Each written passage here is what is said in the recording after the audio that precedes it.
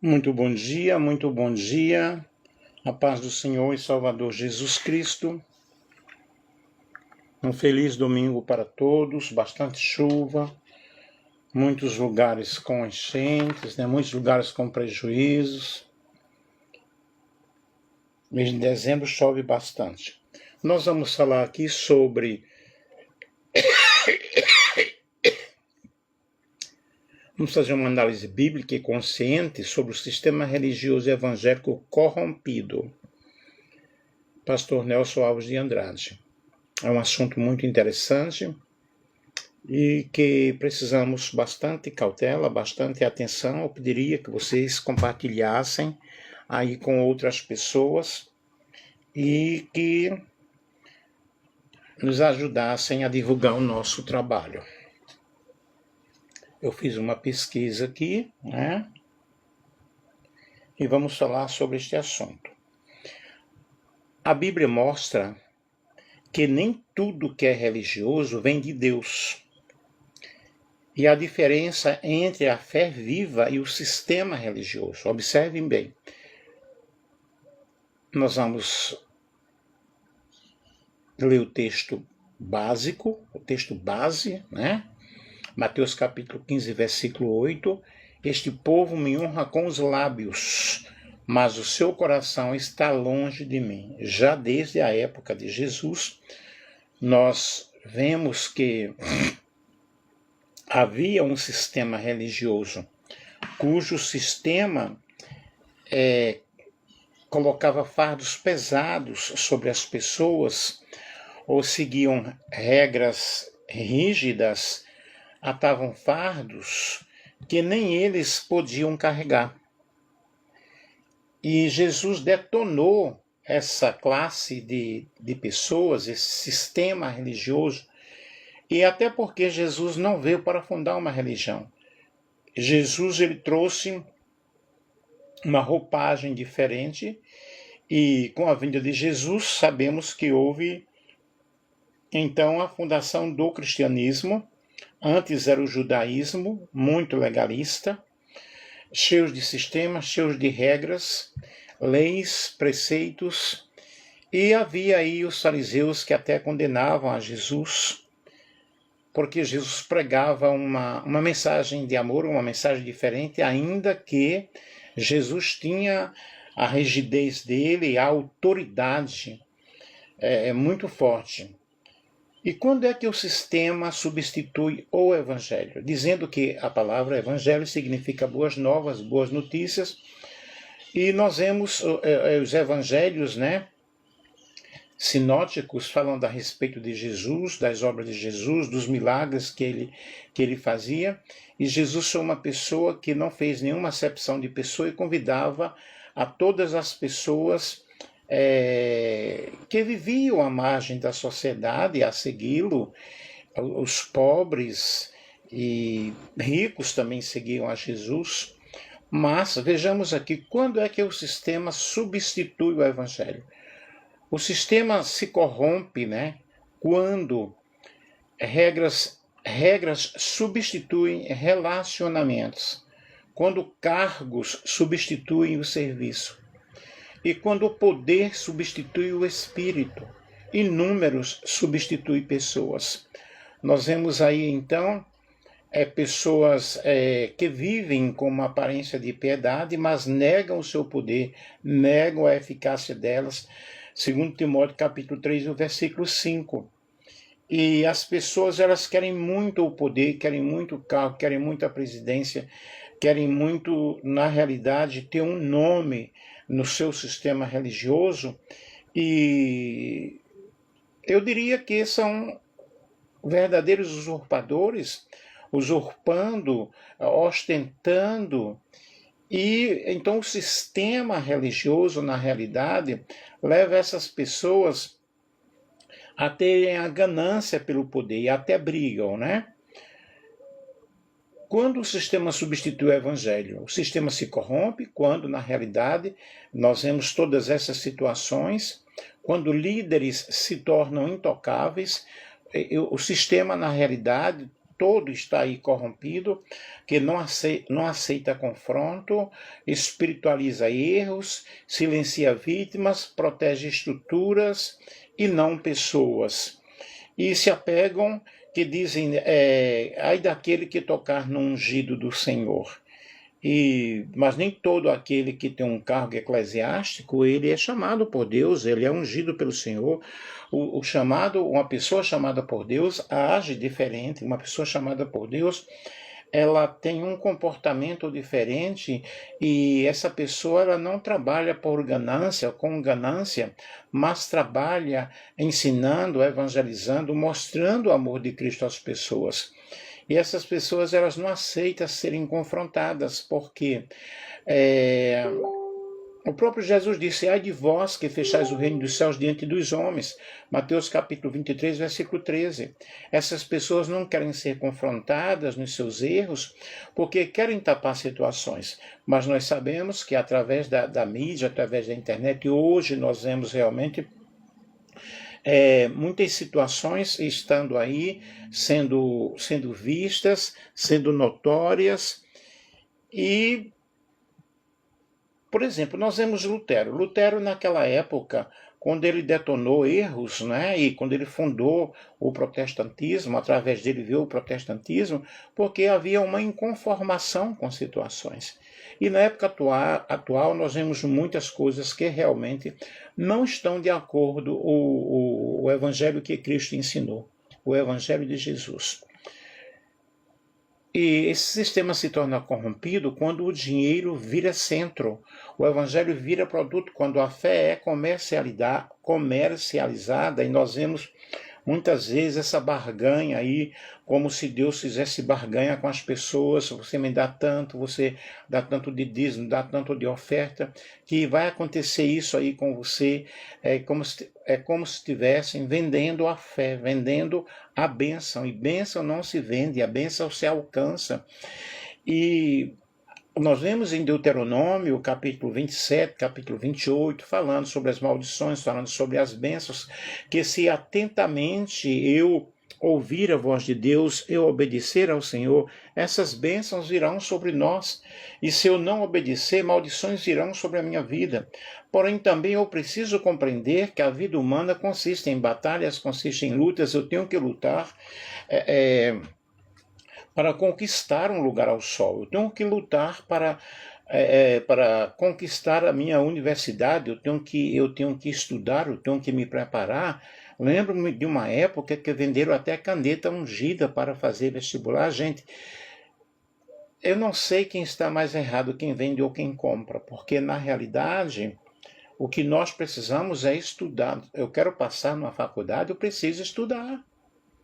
É claro que eu vou confiar em Deus, pedindo que Deus me ajude, que Deus possa, através do seu Espírito, fazer-me lembrar aquilo que eu estudei, mas eu preciso me preparar.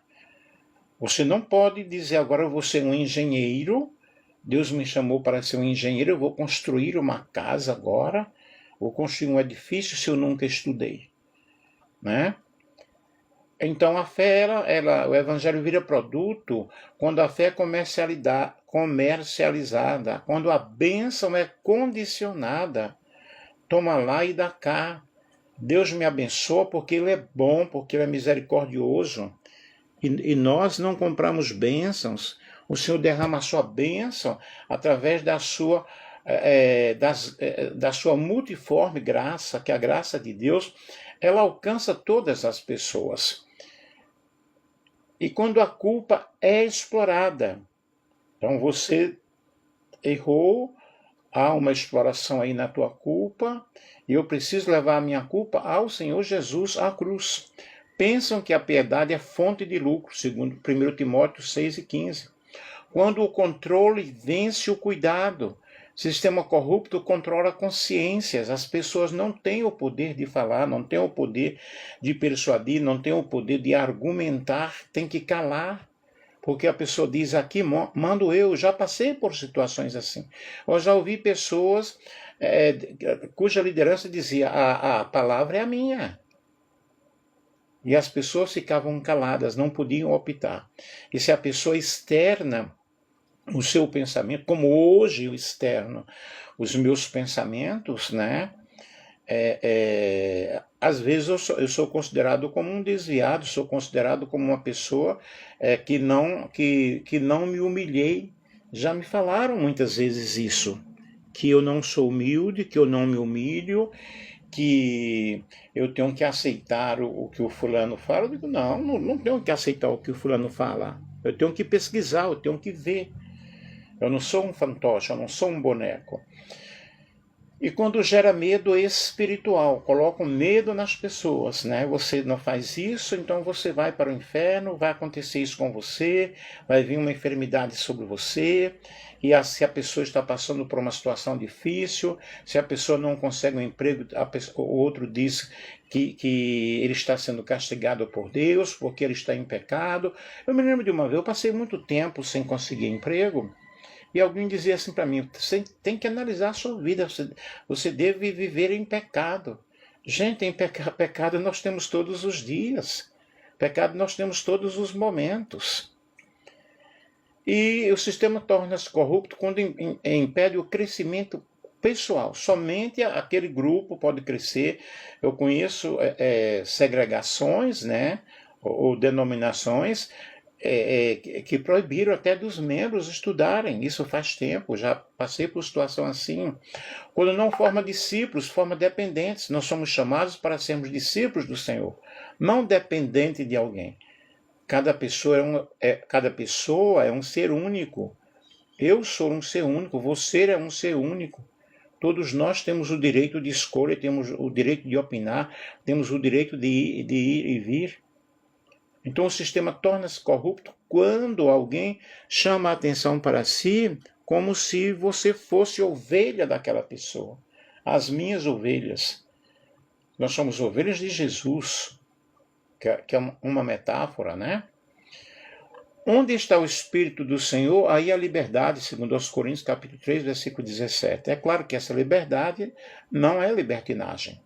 Vejamos aqui o contraste bíblico. Jesus não veio fundar um sistema, ele veio formar discípulos. Discípulo é aprendiz, discípulo é aluno, e discípulo forma discípulo. O sistema oprime, o reino liberta, a religião controla, o evangelho transforma a pessoa. Não adianta você dizer, eu aceitei Jesus, aí coloca um paletó, uma gravata e você diz, agora eu sou nova criatura. O evangelho transforma de dentro para fora, não de fora para dentro. O reino de Deus não consiste em palavras, mas consiste em poder. 1 Coríntios capítulo 4, versículo 20. Poder que liberta, poder que transforma, poder que cura, mas não poder que manipula. Nem toda igreja é o sistema. Importante nós sabemos isso. O sistema religioso corrompido é uma coisa. A igreja viva, simples, bíblica e saudável é outra coisa. Existe a igreja verdadeira, né? Daqui a pouco eu irei falar sobre isso. Mas nós somos a igreja do Senhor, nós somos o templo do Espírito Santo. Nós precisamos ter comunhão com Deus, viver uma vida de oração, ajudar as pessoas. Eu fiz uma live esta semana falando sobre os dons, explicando que o caminho mais excelente é o dom do amor. Se eu não tenho amor, de nada adianta eu profetizar, de nada adianta eu estar cheio de revelações, estar cheio de dons de curas, e não ter o exercício do amor. Então vejam bem, estou falando sobre o sistema religioso corrompido, porém existe essa igreja simples, essa igreja bíblica. E Deus sempre preserva um remanescente fiel. Em Apocalipse 3,8 diz, conheço as tuas obras, não negaste o meu nome. O Senhor conhece os nossos caminhos, conhece as nossas obras. Criticar o sistema não é abandonar a fé, é um chamado à maturidade, a um discernimento, é retorno ao evangelho puro, ao evangelho simples. Lembro-me que eu fiz esses dias também uma live falando sobre a simplicidade do evangelho. O evangelho é o poder de Deus, é a salvação para todo aquele que crê. Eu creio na palavra do Senhor, eu creio nos milagres de Jesus, eu creio naquilo que a Bíblia diz, e eu procurar obedecer. Porque obedecer 100% ninguém obedece. Não adianta dizer, porque não existe essa perfeição em nós. Somos seres imperfeitos, Somos produtos inacabados, estamos lutando para uma perfeição. Mas o verdadeiro evangelho leva-nos a uma maturidade, leva-nos a um crescimento espiritual e a discernir aquilo que está bem e aquilo que não está. E a Bíblia diz em Apocalipse 18:4, sai dela, povo meu. A declaração final é não sigo sistemas. Sigo a Cristo, não vivo de aparências religiosas, vivo de fé, de verdade, consciência diante de Deus. Quais são, então, as características de uma igreja verdadeira? Primeiro, Cristo é o centro. Eu vou pregar o Evangelho, a mensagem da cruz. Prego a mensagem da cruz. Falar sobre Jesus, sobre Deus, sobre o Espírito Santo. Cristo realmente é a mensagem central. Eu preciso pregar Jesus às pessoas, mostrar quem é Jesus, o que ele fez, o que ele faz, como ele age, como ele nos aceita, como ele nos ensina. Então, a verdadeira igreja, vai pensando aí naquilo que eu estou falando, é uma igreja cristocêntrica, prega a palavra de Deus. Jesus não é um meio para bênçãos, ele é o fundamento. Ninguém pode lançar outro fundamento. 1 Coríntios, capítulo 3, versículo 11. A pregação é cristocêntrica, cruz acima de interesses, glória dada a Deus, não a líderes. Quando nós estudamos a história do Evangelho, ou a história da igreja, estudamos a vida da igreja, a vida dos apóstolos, vamos observar que os apóstolos, que os discípulos viveram uma vida de grande sacrifício, de muitas perseguições. Quando estudamos os profetas do Antigo Testamento, nós vamos observar que eles viveram também uma vida simples, uma vida de muito sofrimento. Quando vamos ao Novo Testamento, nós vamos ver que o Evangelho é renúncia, é cruz, é sofrimento. Eu não estou aqui fazendo uma apologia ao sofrimento, mas uma vez eu peguei um folheto que dizia assim, pare de sofrer. Venha para a igreja e pare de sofrer. Gente, isso não é verdade, não existe isso. O próprio Jesus disse, no mundo tereis aflições. Então a pessoa vai com toda aquela euforia, de repente congrega em uma igreja e os problemas começam a acontecer.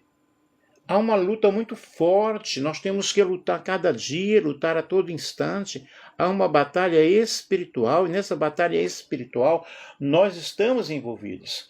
Por isso que o apóstolo Paulo disse, olha, vocês precisam se revestir de toda a armadura de Deus para resistir no dia mau. No mundo tereis aflições, disse Jesus. Então, o Evangelho significa realmente sofrimento. A palavra é a autoridade. A igreja verdadeira, ela se submete à Escritura. Atos capítulo 2, versículo 42, fala que perseveravam na doutrina dos apóstolos. A Bíblia é acima das revelações pessoais. Um ensino fiel, mesmo quando há confronto. É a verdade sem manipulação. Nós precisamos entender. Lembro-me de uma vez que eu fui a uma igreja, convidado por alguém, e só teve revelação. Revelações que alegravam as pessoas. Vou te dar a chave de um carro, de um apartamento e tal. E não houve uma leitura bíblica, mas não houve explanação daquela palavra, explicação daquela palavra. Ou igrejas que cantam o tempo todo e deixam 10 minutos, 15 minutos para uma pregação. Eu me lembro que uma vez eu fui pregar em uma festa e louvaram e deixaram 10 minutos para dar a palavra final. Eu era o pregador, o convidado. Eu simplesmente levantei a igreja em oração, não preguei e disse, irmãos, outro dia eu prego e vamos orar. E Jesus fez uma obra muito grande ali. Então vocês observem, a palavra é a autoridade. Não é a profecia que veio através da minha boca. Não é a revelação ou a suposta revelação. É a pregação da palavra. A palavra muda a vida das pessoas. E nós observamos muito isso Eu dou muito ênfase, eu já dirigi igrejas grandes até, mas eu dava muito ênfase à pregação e ao ensino da palavra de Deus. Lembro-me que quando eu fui ao Paraguai, o pessoal ficou muito contente, né? Fui missionário ali. Agora chegou para nós um pastor professor. Eu ensinava, eu dava apostila para as pessoas no culto de ensino. Seguíamos uma teologia sistemática, mostrando, porque quando eu aprendo a palavra de Deus, eu tenho estrutura, eu tenho fundamento. Porque existem tantas pessoas que estão fora da igreja. Elas não tiveram estrutura. Elas não tiveram alicerce. Então a palavra é autoridade. A igreja verdadeira, o amor é a marca, mais que dons. O amor identifica a igreja. Nisto conhecerão que sois meus discípulos. João 13,35. Se amardes uns aos outros. E esse amor não é somente amar ao pessoal ali da comunidade, é amar a todas as pessoas. Quem ama perdoa, quem ama abraça, quem ama ajuda, quem ama não fala mal. Então nós precisamos ver qual é a igreja verdadeira na realidade. Cuidado real com as pessoas, acolhimento sem hipocrisia, acolher as pessoas. Nós vamos a uma igreja, quando eu falo igreja, né, eu estou falando a comunidade ali, o pessoal, porque nós individualmente somos o templo do Senhor. Aquela construção ali é casa de oração.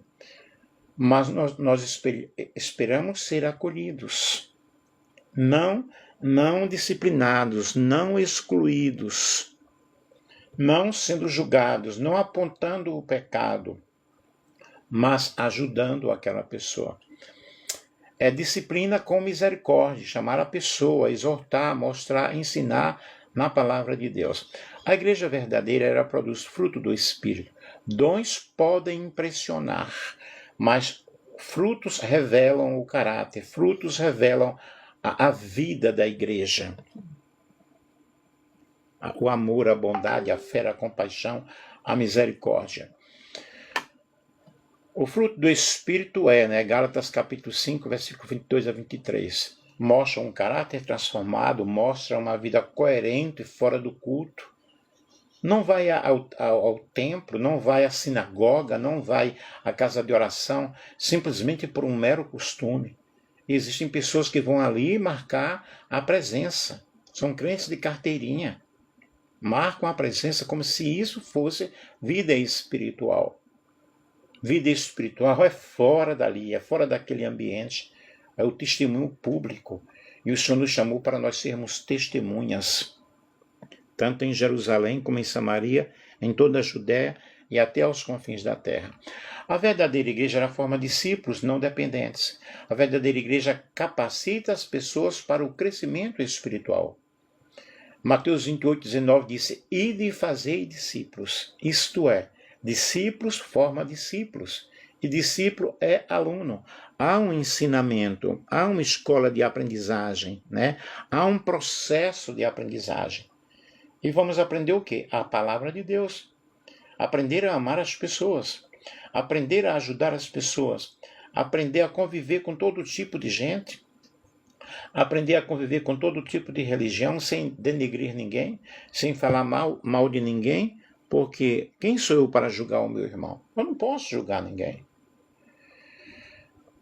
E há um ensino para a maturidade, há um incentivo à responsabilidade pessoal e uma liberdade com a verdade. E a verdade vos libertará, né?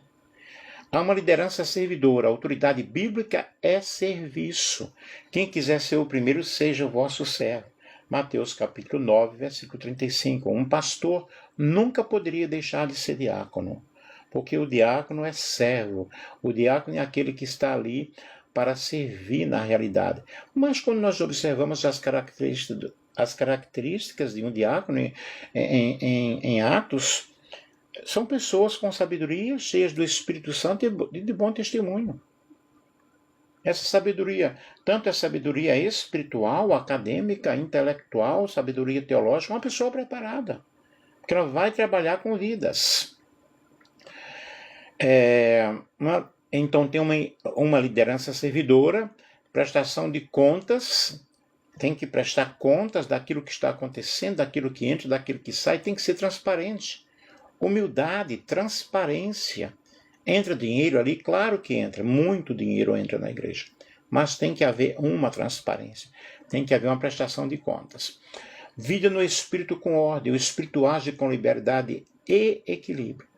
Tudo seja feito com decência e ordem. 1 Coríntios, capítulo 14, versículo 40. Dons com discernimento, culto edificante, sem manipulação emocional. Até eu errei aqui, coloquei em manipulação, faltou um S. É sem manipulação emocional. Eu não posso estar ali, eu estou vendo aqui um anjo agora desceu com uma espada. Gente, se um anjo desce em um local, é algo tremendo, é algo fenomenal. Quem vai suportar? E o povo vê em anjo de todo jeito. Eu estou vendo um anjo aqui agora te dando essa chave. E, olha, eu não quero nem falar nessa situação. Não há ordem, não há decência, não é? Deus é um Deus de ordem. Deus não é Deus de confusão. Compromisso com justiça e misericórdia. A fé verdadeira toca a vida real. A religião pura e sem mácula, Tiago 1, 27, ela entra na esfera da ação social. Ela defende, né, aquelas pessoas que precisam de ajuda. É um testemunho ético. É dividir o pão com quem necessita. A igreja verdadeira, ela tem uma comunhão verdadeira, não é evento, é uma vida compartilhada. Quando nós estudamos, a igreja é primitiva, o povo vivia em harmonia, vivia em comunhão, eles dividiam o que tinham com aqueles que estavam necessitando. E hoje? Aí Atos 2,42 diz, perseveravam na comunhão. Era um relacionamento real, era um cuidado mútuo, era a unidade na diversidade. Isso é o que nós precisamos compreender. A síntese bíblica aqui, o fundamento é Cristo. A autoridade é a palavra, é o crivo da palavra. A marca é o amor. A evidência é o fruto do Espírito. E a missão é fazer discípulo. Eu vou repetir aqui, O fundamento é Jesus. A pregação é cristocêntrica. Mediante a autoridade da Bíblia, a autoridade da palavra de Deus. Não. O estatuto interno diz da seguinte forma. Isto é, o estatuto vale mais do que a Bíblia? Em algumas igrejas, sim. Eu já passei muito por isso. Hoje eu não passo mais. Eu não sei se eu me tornei rebelde ou amadurecido, mas eu acho estou mais para a maturidade espiritual do que rebelde. Não me considero um rebelde. A marca é o amor. E a evidência é o fruto do Espírito, gente. E a missão é semear a palavra de Deus. Ir por todo o mundo, fazer discípulo a todas as nações, batizando-as em nome do Pai, do Filho e do Espírito Santo, ensinando-as a guardar todas as coisas que eu vos tenho predito. E eis que eu estou convosco todos os dias, até a consumação dos séculos. O Pai é glorificado em que deis fruto. João 15, 8. Logo, eu preciso produzir fruto para que o nome do Senhor seja glorificado. A igreja verdadeira não se sustenta em sistema, mas em Cristo. Não se mede por números, mas por frutos. Não vive de aparência, mas vive na verdade. Vejamos aqui a doutrina dos apóstolos. A doutrina dos apóstolos é o conjunto de ensinamentos centrais transmitidos por Jesus Cristo e ensinado pelos apóstolos, conforme nós vemos registrados no Novo Testamento. Ela é o fundamento da igreja verdadeira e perseveravam na doutrina dos apóstolos, Atos capítulo 2, versículo 42. É uma igreja cristocêntrica. Cristo, centro absoluto da fé. Porque decidi nada saber entre vós, senão a Jesus Cristo, a este crucificado. 1 Coríntios capítulo 2, o versículo 2. Cristo, verdadeiro Deus e verdadeiro homem. sua morte, sua obra, né? Seu nascimento, sua obra, os milagres, a sua missão, sua morte expiatória, sua ressurreição corporal, sua exaltação, domínio, senhorio. A igreja verdadeira, ela prega Jesus. Ela prega arrependimento e fé. A salvação começa com arrependimento genuíno e fé em Cristo. E nós vemos a doutrina dos apóstolos quando eles pregavam realmente o arrependimento. Arrependei-vos e crede no Evangelho. Marcos capítulo 1 e o versículo 15. Uma conversão genuína, uma conversão verdadeira. Mudança de mente, mudança de atitude, mudança de vida. Uma fé ativa e obediente. A igreja primitiva e verdadeira, a salvação pela graça. A salvação não é por obras, mas pela graça mediante a fé. Pela graça sois salvos, não vem das obras, para que ninguém se glorie. Efésios capítulo 2, versículo 8 ao 9. Não por obras de justiças praticadas por nós, mas mediante o lavar regenerador do Espírito Santo. A justificação é pela fé. Há uma nova vida em Cristo. Há um processo chamado novo nascimento. Jesus falou para Nicodemos, se você não nascer de novo, você não pode entrar no reino dos céus. Esse nascer de novo, na realidade, é uma mudança de vida, é um constante arrependimento, é uma fé genuína na palavra do Senhor, na palavra de Deus. Segurança em Deus e não no mérito humano. As minhas obras, elas jamais irão me justificar. Eu tenho que praticar boas obras. Porém, essas boas obras que nós praticamos não vai nos levar à salvação, não vão nos levar à salvação. Porque a salvação é pela graça de Deus, através da fé em Cristo Jesus. Aí nós temos um novo nascimento. É necessário uma transformação interior operada pelo Espírito Santo. João 3,3, necessário vos é nascer de novo. Isso é regeneração, vida no Espírito, santificação progressiva, passo a passo. Cada dia eu vou tendo uma experiência, cada dia eu vou buscando a presença do Senhor. Batismo e Santa Ceia, nós temos as ordenanças deixadas por Jesus, ide, fazer discípulos, batizando-os em nome do Pai, do Filho e do Espírito Santo. Mateus capítulo 28, versículo 19, nós vemos aí o batismo como testemunho público da fé e a ceia como memorial da cruz, né? Uma lembrança, uma recordação.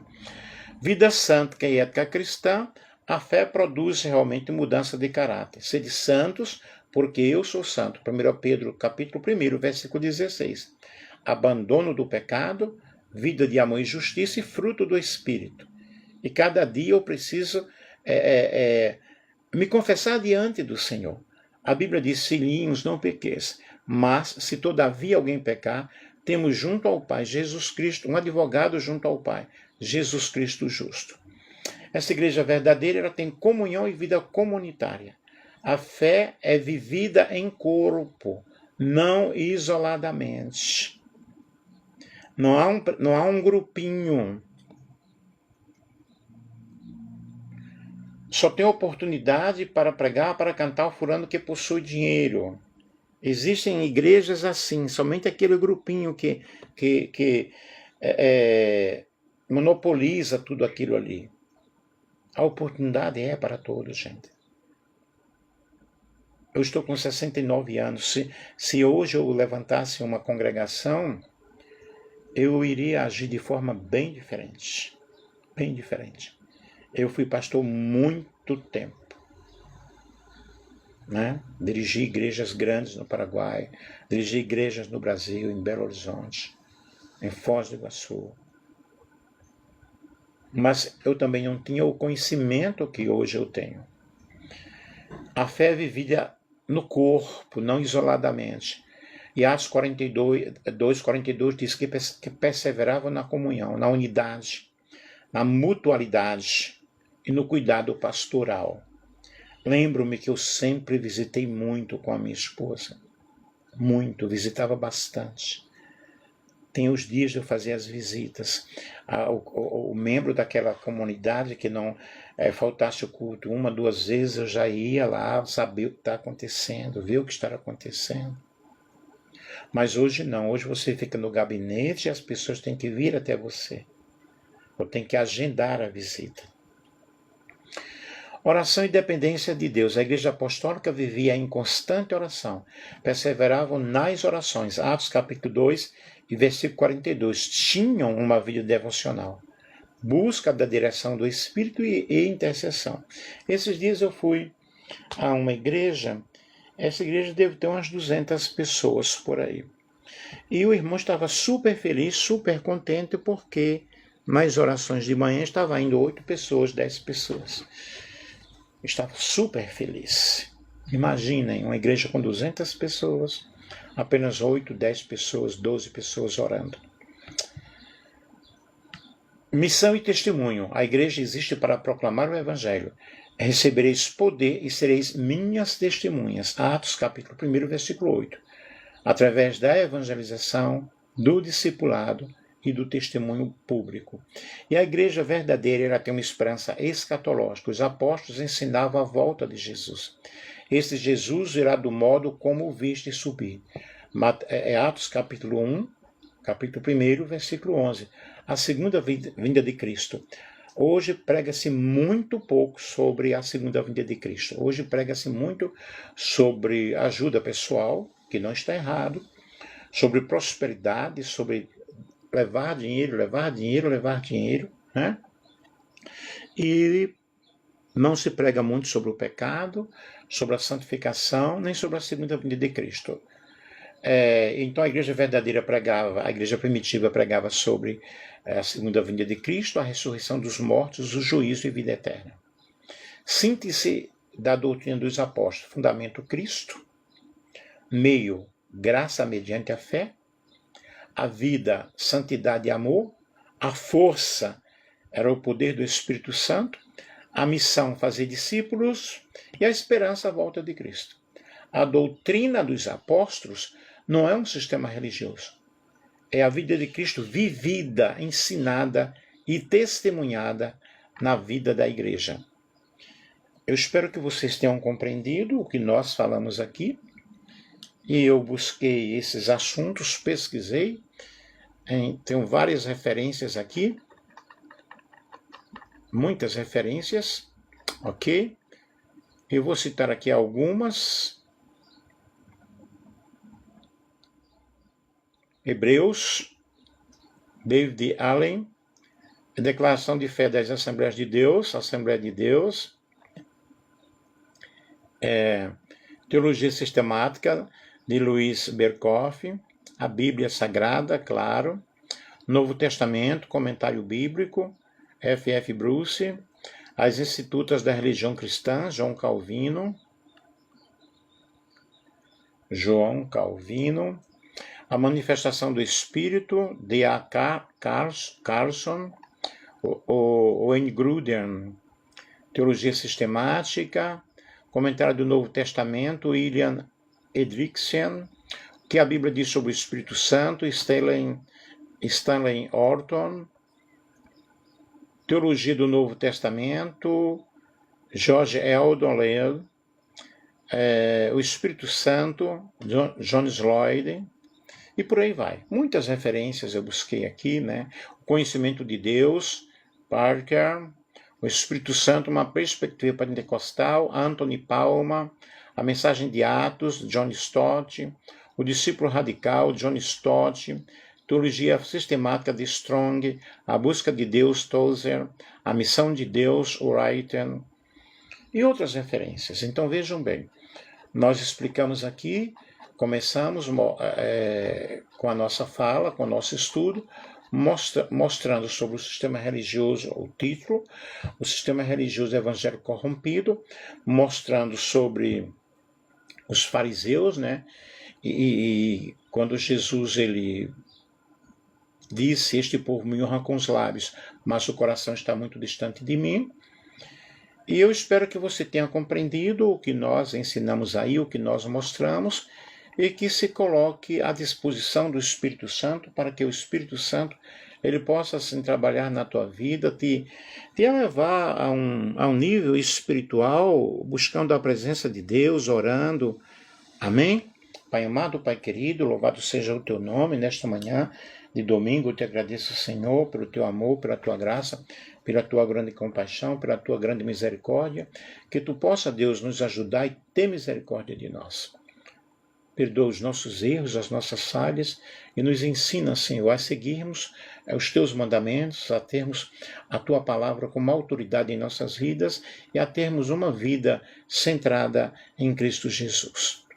Em nome de Jesus, eu abençoo a todos aqueles, eu peço a tua bênção sobre todos aqueles que nos acompanharam, que estiveram conosco. A tua bênção, Senhor, que nos enriquece a cada momento, a cada dia.